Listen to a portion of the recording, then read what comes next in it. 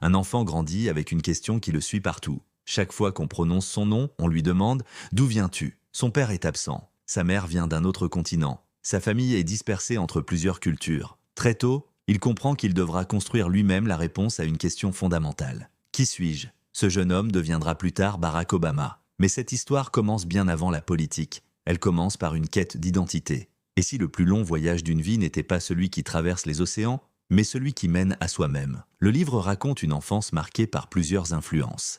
Différents pays, différentes cultures, différentes visions du monde. Cette diversité est une richesse, mais elle soulève aussi des interrogations. Comment trouver sa place lorsque l'on se sent appartenir à plusieurs univers sans se reconnaître totalement dans un seul? L'une des dimensions les plus fortes de l'ouvrage est la place du père. Son absence devient une présence permanente. À travers les récits familiaux, les souvenirs et les attentes, l'auteur cherche à comprendre l'homme derrière cette figure presque mythique. Cette quête nourrit une réflexion plus large sur l'héritage, la filiation et la construction de soi. Peut-on apprendre à connaître quelqu'un que l'on n'a presque jamais connu? En grandissant, le narrateur découvre que son identité ne peut pas être réduite à une seule étiquette. Il doit composer avec des regards extérieurs, des préjugés et des attentes parfois contradictoires. Le livre décrit ce cheminement intérieur avec beaucoup d'introspection. Progressivement, une conviction se développe. Comprendre les autres passe aussi par l'engagement auprès d'eux. L'auteur s'intéresse au travail de terrain, aux communautés locales et aux difficultés sociales. Il découvre que le changement collectif demande de l'écoute, de la patience, de la persévérance.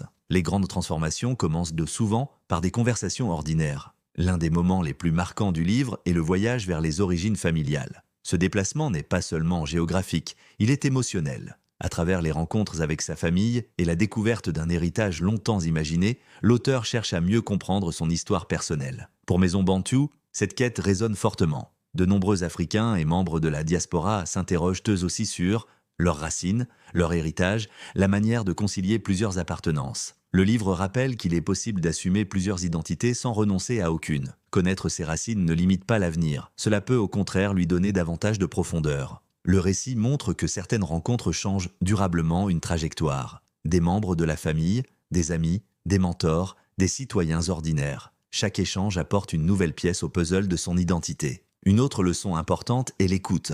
Avant de vouloir convaincre, il faut comprendre. Avant de diriger, il faut connaître les réalités vécues par les autres. Cette idée traverse une grande partie du parcours raconté dans le livre. Les meilleurs leaders commencent souvent par être de très bons auditeurs. Le livre suggère qu'il n'est pas nécessaire de choisir entre plusieurs parties de soi-même. On peut construire une identité qui accueille différentes influences tout en restant cohérente. Cette réconciliation intérieure demande du temps, mais elle devient une source de stabilité. Le cœur du livre peut être résumé ainsi: comprendre son histoire personnelle aide à mieux comprendre sa place dans le monde.